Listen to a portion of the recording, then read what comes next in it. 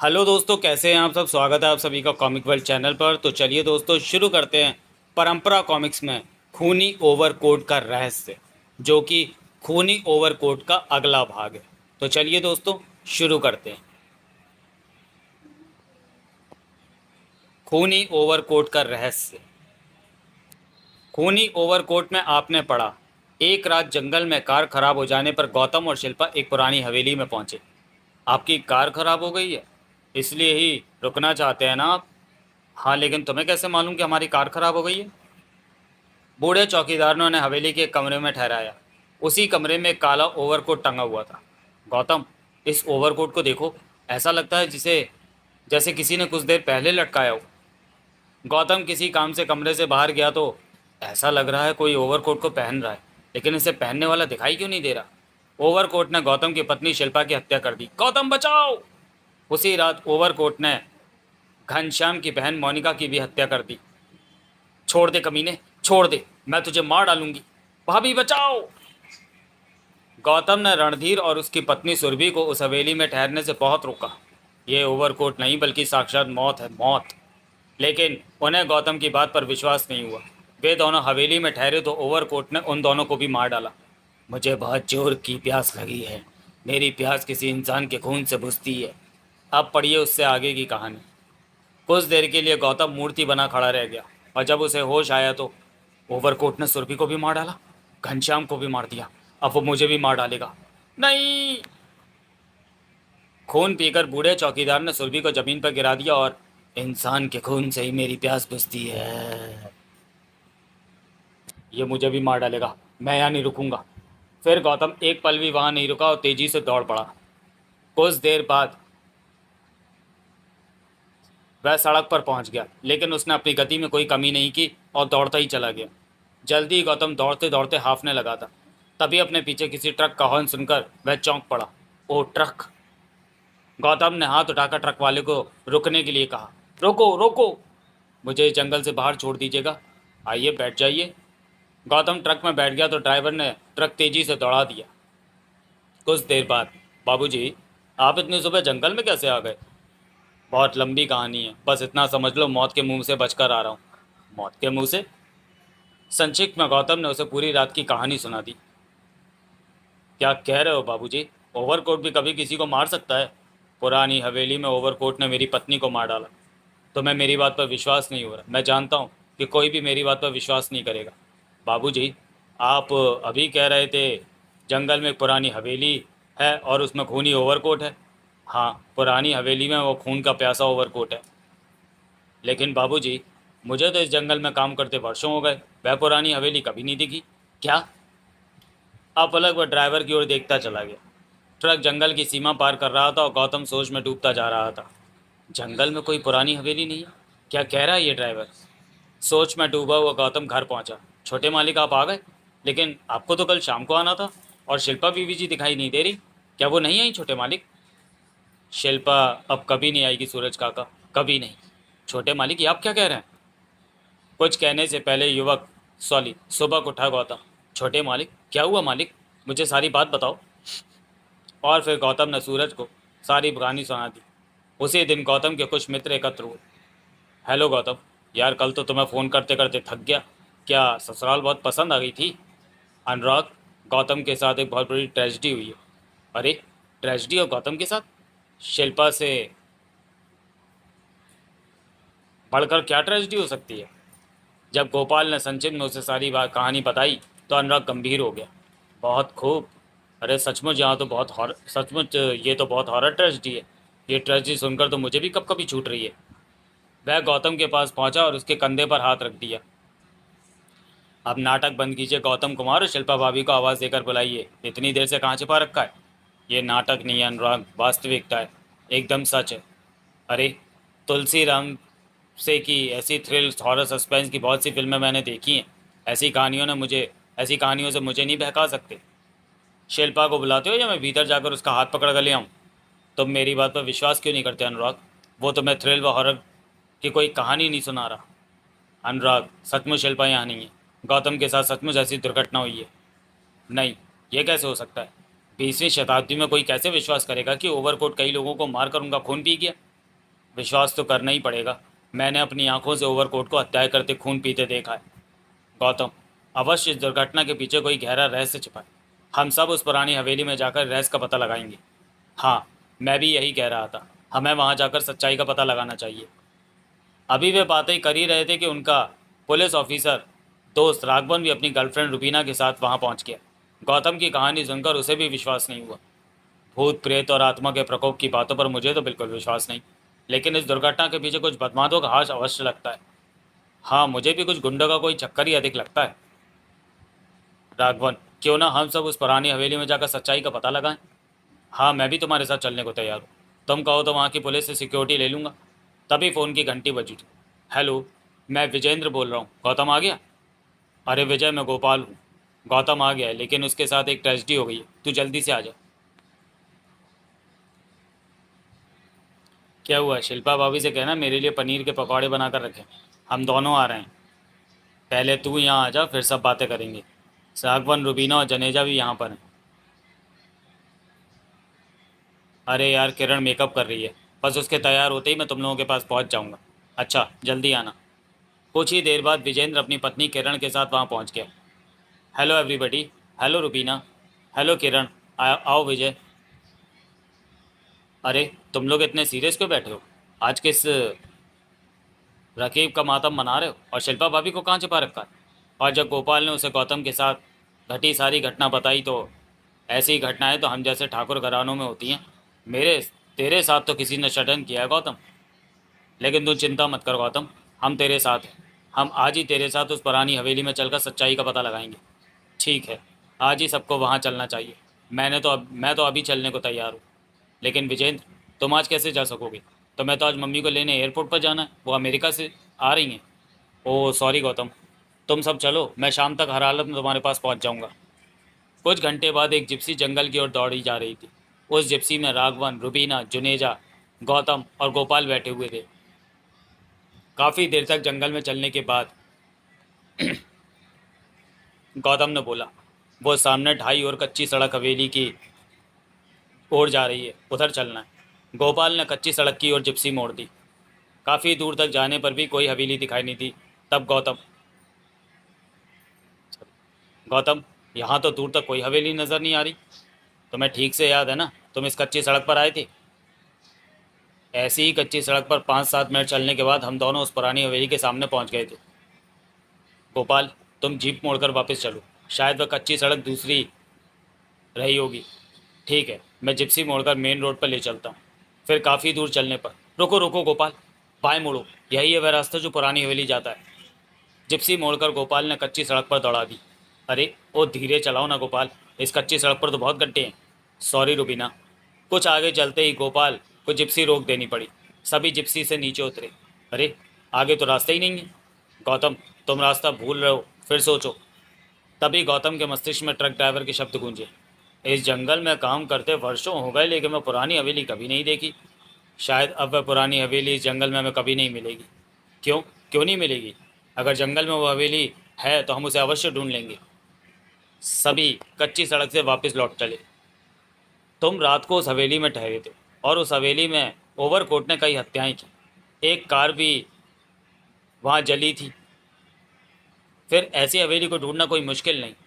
Gypsy कच्ची सड़क से फिर पक्की सड़क पर आ गई। राघवन, जिप्सी को आगे की ओर ले चलो। गौतम की कार भी तो कहीं सड़क पर खड़ी मिलनी चाहिए। गोपाल ने जिप्सी की स्पीड तेज़ की।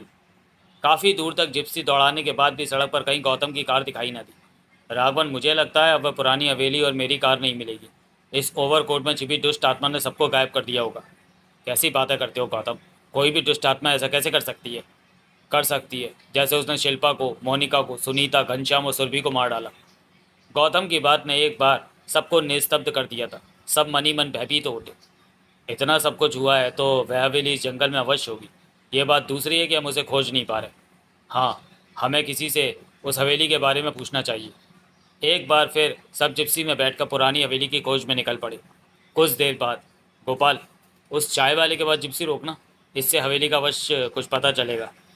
राघवन और जनेजा जिप्सी से उतरे।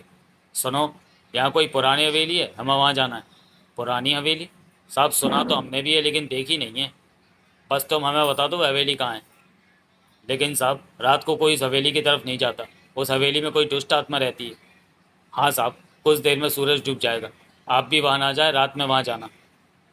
तुम मुझे बस उस हवेली का पता बता दो, आगे सोचना मेरा काम है। आपकी मर्जी साहब। यहाँ से एक फरलांग की दूरी पर बाएं हाथ की ओर रास्ता मुड़ता है। वहीं कच्ची सड़क हवेली की ओर जाती है। अच्छा ठीक है, चलो गौतम, जिप्सी में बैठो। हवेली का कुछ तो पता चला। लेकिन गौतम वहाँ कुछ और ही देख रहा था। नहीं। अरे, इधर क्या देख रहे हो? वापस नहीं चलना क्या? हाँ हाँ, चलता हूँ। लेकिन वह बूढ़ा चाय वाला? क्या हुआ उस बूढ़े चाय वाले को? मुझे उसकी शक्ल हवेली के बूढ़े चौकीदार से बहुत मिलती जुलती दिखाई दे रही है। ओह, तुम्हें तो अब सभी बूढ़े हवेली के चौकीदार ही दिखाई देंगे। इन बातों को छोड़ो, जल्दी चलो। लगभग एक फलांग चलने पर उन्हें कच्ची सड़क दिखाई दी। वह देखो गोपाल, बाएं हाथ को मोड़ो, यही कच्ची सड़क है। हाँ हाँ, यही रास्ता हवेली को जाता है। जीप फिर कच्ची सड़क पर मुड़ गई। अब रात होने वाली है और भूतिया हवेली रात को ही दिखाई देती है। राघवन, कुछ देर पहले हम इधर से निकल कर गए थे, तब क्यों नहीं ये रास्ता दिखाई दिया था? चुप रहो अनुराग, मुझे तो ऐसा कुछ नहीं लग रहा। सब बदमाशों का ही चक्कर दिखाई दे रहा है। हाँ, तभी तो वह चाय वाला हमें वहाँ जाने से मना कर रहा था। कुछ ही देर में वे सब हवेली के पास पहुँच गए। गौतम, तुम तो कह रहे थे कि बूढ़े चौकीदार ने कार उलट दी थी और उसमें आग लग गई थी। हाँ, कार में आग लगी थी, लेकिन यहाँ तो किसी जली हुई कार का नामो निशान तक नहीं है। हवेली का दरवाज़ा तो खुला पड़ा है। चलो भीतर चलते हैं, चौकीदार होगा तो हमें भीतर मिल जाएगा। गौतम उन्हें ओवरकोट वाले कमरे में ले गया। राघवन, इसी कमरे में उस कील पर वो ओवरकोट टंगा हुआ था। लेकिन अब तो यहाँ कुछ भी नहीं है। घनश्याम की पत्नी सुनीता ने बताया था कि ओवरकोट इस दीवार के पीछे मोनिका को ले गया था। घनश्याम सुनीता और मोनिका के बारे में जानने के लिए पढ़े खूनी ओवरकोट। राघवन ने दीवार को ठोक बजा कर देखा, लेकिन इस दीवार के यहाँ से हटने का तो प्रश्न ही पैदा नहीं होता। एकदम पक्की दीवार है। काफ़ी देर तक हवेली में घूमने के बाद सभी उसी कमरे में लौट आए। गोपाल, जुनेजा, तुम दोनों बाहर जाकर जिप्सी में से सब सामान ले आओ। रात को हम सब यहीं ठहरेंगे। मैं और रुबीना इसी कमरे में सोएंगे। लेकिन मैं तुम्हें इस कमरे में नहीं सोने दूंगा। अरे, तुम तो बेकार में डर रहे हो। पुलिस वालों से तो यमराज भी दूर भागते हैं, और फिर ओवरकोट की वजह यहाँ आए, यहाँ नहीं है। गौतम, डरने की कोई बात नहीं, मैं भी अपना रिवॉल्वर साथ लाया हूँ। रिवॉल्वर तो हम दोनों के पास भी है गौतम, ये देखो। गोपाल और जुनेजा जिप्सी से सामान लेकर बाहर निकले। मुझे तो इस हवेली में भूत प्रेत की कोई बात नजर नहीं आती। मुझे भी अब यही लगता है कि कुछ बदमाशों ने गौतम को शिल्पा के साथ इस हवेली में आता देख लिया होगा और फिर भूत प्रेत आत्मा का चक्कर चला दिया होगा। लेकिन हवेली के दरवाजे से बाहर निकलते ही दोनों चौंक कर रुक गए। गोपाल, वह जिप्सी के पास कौन है? वो मुझे तो इस हवेली का चौकीदार लगता है। लेकिन जब हम आए थे तब ये चौकीदार यहाँ नहीं था। हो सकता है तब कहीं गया हुआ होगा और अभी अभी यहाँ आया। लेकिन जैसे ही वे आगे बढ़े तभी ओ आ! दोनों जिप्सी के पास पहुंचे। कौन हो तुम? जिप्सी में क्या देख रहे हो? मैं इस हवेली का चौकीदार हूँ, लेकिन तुम हवेली में हम इस हवेली में ठहरे हैं। थोड़ी देर पहले हम यहाँ आए थे, तो तुम कहाँ गए थे? कुछ देर पहले मैं खाने के लिए कुछ सामान लेने गया था। सड़क पर ट्रक वालों से सामान मिल जाता है। गोपाल, तुम कुछ सामान भीतर ले जाओ, मैं यहीं खड़ा हूँ। तुम्हारे साथ और कोई भी आया है क्या? हाँ, मेरे कई दोस्त हैं। मेरे एक दोस्त की मंगेतर भी है। साहब, तुम्हारे दोस्त की मंगेतर कोई खूबसूरत लड़की है क्या? हाँ, लेकिन तुम ये सब क्यों पूछ रहे हो? साहब, मैं इस हवेली का चौकीदार हूँ। वर्षों से इस हवेली की देखभाल कर रहा हूँ। आपको इस हवेली में नहीं रहना चाहिए। इस हवेली के मालिक कौन है और वह कहाँ रहते हैं? हवेली के मालिक तो कहीं बहुत दूर रहते हैं। सुना है किसी ने उनकी हत्या कर दी। वर्षों से मैं ही यहाँ अकेला रह गया हूँ। साहब, आपको इस हवेली में नहीं रहना चाहिए। आपके साथ खूबसूरत लड़की और हवेली में। हवेली में? हवेली में क्या है? बोलो बोलो। हवेली में ओवरकोट टंगा है साहब, खून का प्यासा ओवरकोट। बूढ़े चौकीदार की हवेली में जाते ही गोपाल बाहर आया। जुनेजा, वह बूढ़ा चौकीदार कहाँ गया? राघवन उससे बातें करना चाहता है। चौकीदार तो अभी अभी भीतर गया, क्या तुम्हें नहीं मिला? क्या? अभी अभी भीतर गया? क्या कह रहे हो? मैंने तो भीतर जाते किसी को नहीं देखा। जुनेजा और गोपाल ने राघवन के साथ मिलकर उस हवेली में चौकीदार को बहुत ढूंढा, लेकिन वह कहीं नहीं मिला। आखिर वह चौकीदार कहाँ गायब हो गया? पहले भी वो चौकीदार गायब भी हो गया था। वो मुझसे कह रहा था खूबसूरत लड़की के साथ इस हवेली में रहना ठीक नहीं। बकवास, वो हमें डरा कर भगाना चाहता है। मुझे तो वो बदमाशों से मिला हुआ लगता है। हो सकता है इस हवेली में कोई तस्करों का अड्डा बना रखा हो। तुम चिंता ना करो, आज रात सब पता चल जाएगा। तुम अपने कमरे में जाकर आराम करो। रुबीना और राघवन अपने कमरे की ओर बढ़े। कमरे में भीतर घुसते ही रुबीना की दृष्टि दीवार के साथ टंगे ओवरकोट पर पड़ी। राघवन, वह देखो, ओवरकोट।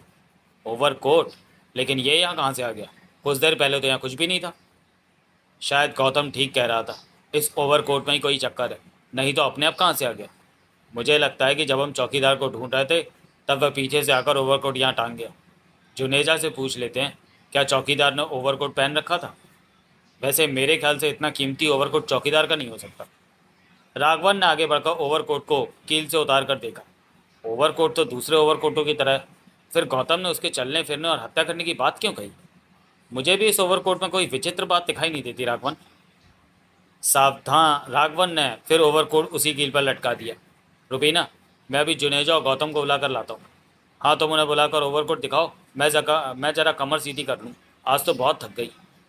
राघवन बाहर चला गया। कुछ पल के लिए रुबीना ने अपनी पलकें बंद कर ली और जब पलकें खोली तो अरे, ये ओवरकोट अपने आप कैसे हिल रहा है कहीं। तभी ओवरकोट कील से नीचे उतरा। अरे, ओवरकोट तो कोई पहन रहा है, लेकिन पहनने वाला दिखाई क्यों नहीं दे रहा। ओवरकोट चलता हुआ रुबीना के पास से गुजरकर दरवाजे के पास जाकर खड़ा हो गया। नहीं, राघवन बचाओ। भयभीत रुबीना ने दोनों हाथों से अपना चेहरा ढांप लिया। तभी कमरे के बाहर कदमों की आहट सुनाई दी। राघवन। पलक झपकते ही बूढ़ा चौकीदार गायब हो गया।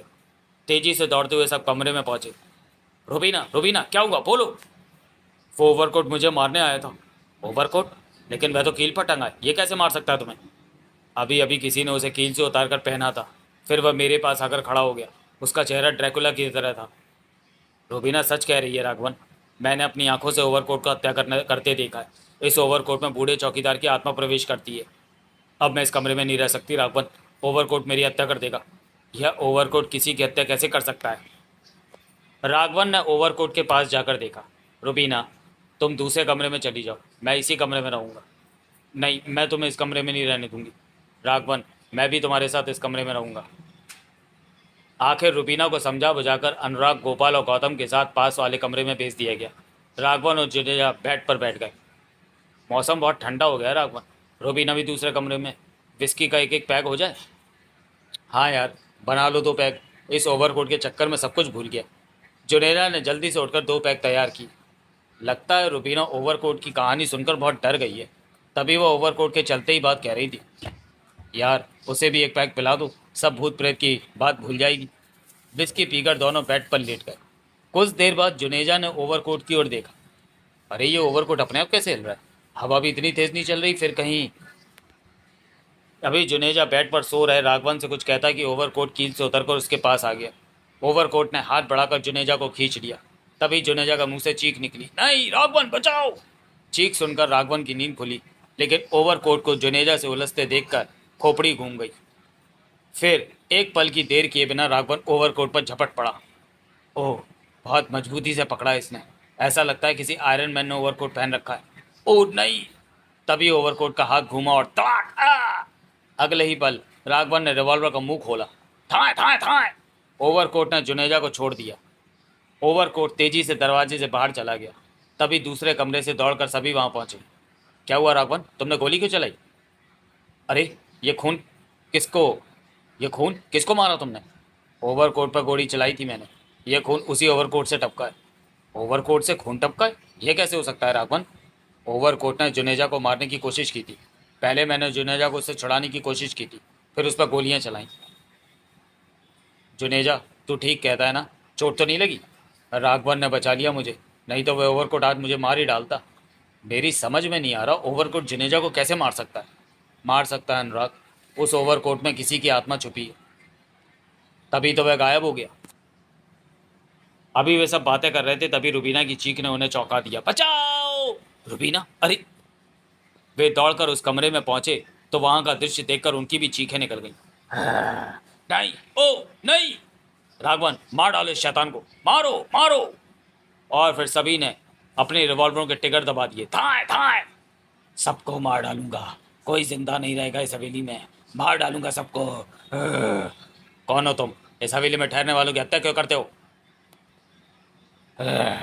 बदला, इस हवेली के मालिक ने मेरी हत्या की थी, अब मैं सबको मारकर बदला ले रहा हूँ। इस हवेली में कोई नहीं रहेगा, मैं सबको मार डालूंगा। लेकिन तुम निर्दोष लोगों को क्यों मारते हो, हवेली के मालिक को क्यों नहीं मारते। हवेली के मालिक को तो मैंने वर्षों पहले मार डाला था। हवेली के मालिक ठाकुर प्रताप सिंह ने मेरी हत्या की थी। मालिक, हम दीनू को पकड़ लाए। उसने भागने की कोशिश की थी। दीनू, तुमने अपनी ज़मीन हमें देने से मना किया है। हम ठाकुर हैं दीनू, और ठाकुरों को जो चीज़ अच्छी लगती है उसे मांगते नहीं, छीन लेते हैं। भीमा, लखिया, इसे जंगल में ले जाओ और इसके टुकड़े टुकड़े करके जंगली जानवरों के लिए फेंक आओ। नहीं मालिक, मुझे मत मारो, मेरे बीवी बच्चे भूखे मर जाएंगे। मैं यहाँ से बहुत दूर चला जाऊँगा मालिक। लेकिन ठाकुर प्रताप ने मेरी एक ना सुनी। लठायत मुझे ले जाने लगे तो मैंने इनके हाथों से छूटकर भागने की कोशिश की। पकड़ो, तीनों भाग रहा है। लेकिन लठैतों ने मुझे पकड़ लिया। फिर ठाकुर ने मुझ पर कहर बरसा दिया। मौत के मुंह से बचकर भाग रहा था, अब तेरी मौत इसी हवेली में होगी। हाय मालिक, मुझे मत मारो, आ सड़क। ठाकुर प्रताप सिंह का कहर बरसता रहा। मालिक, ये बेहोश हो गया। ठाकुर ने अपना ओवरकोट निकाला और इस हवेली से अब इसकी लाश ही बाहर जाएगी। ठाकुर प्रताप ने मुझे मारकर इस हवेली के नीचे दफन कर दिया था। मैं मर गया था, लेकिन मेरी आत्मा भटक रही थी। फिर मैंने ठाकुर प्रताप सिंह के पूरे परिवार को मार डाला, लेकिन ठाकुर का पोता मेरे हाथ से बच गया। बहू, मेरे पोते को लेकर इंग्लैंड जाओ और लौटकर यहाँ ना आना।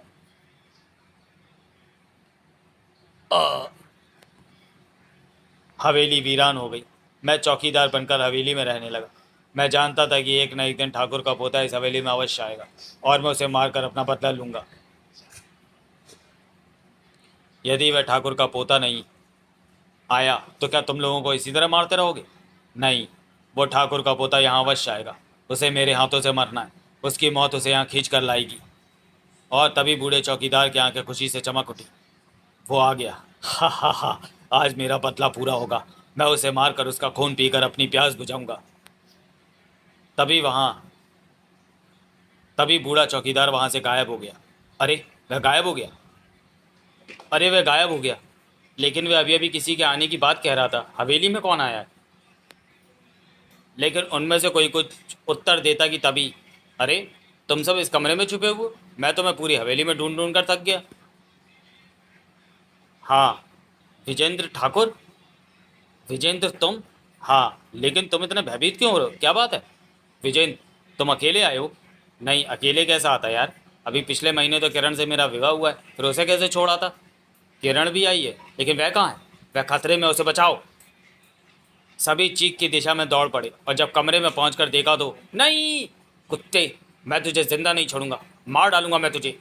बूढ़ा चौकीदार विजेंद्र पर झपटा। तू आ गया। कितने वर्षों से तेरा इंतजार कर रहा था। आज मेरा बदला पूरा होगा। तो ही तो ठाकुर परिवार का आखिरी चिराग है। थाए थाए। गोलियां राघवन, अनुराग, गोपाल और जुनेजा ने भी चलाईं, लेकिन कोई भी बूढ़े चौकीदार को नहीं रोक सका। थाए थाए थाए। विजेंद्र को मारकर खूनी ओवरकोट अदृश्य हो गया। फिर कभी उस हवेली में किसी की हत्या नहीं हुई। समाप्त। तो चलिए दोस्तों, वीडियो को यहीं समाप्त करते हैं और मिलते हैं परंपरा कॉमिक्स की किसी अगली कॉमिक्स में अगले वीडियो में। तब तक के लिए धन्यवाद।